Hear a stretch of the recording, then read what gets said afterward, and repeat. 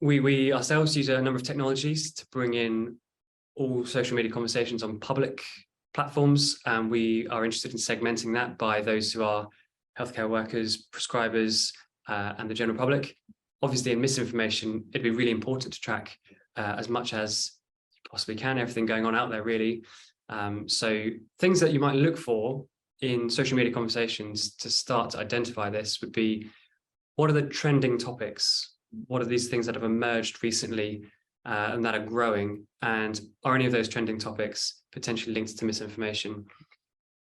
We will talk about the concept of a conversation spike. That is to say, if you were to look at conversations over time by number of social media posts, if there's a spike in that, the question you might want to ask yourself is, what was behind that spike?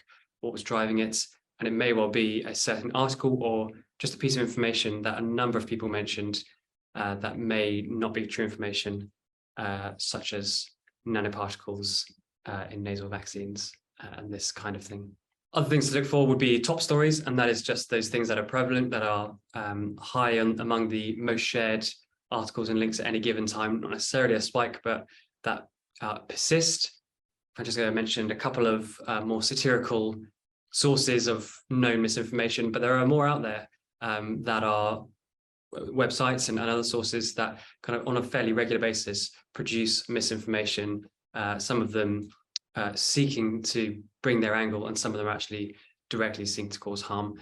So it is definitely worth keeping a finger on the pulse of what might be happening there. And one other technique, which is very simple but easily accessible for anyone looking to keep an eye on this space, would be keyword search. So if there is content or topics that you're thinking are likely to come up, keyword searches are one way of getting about that.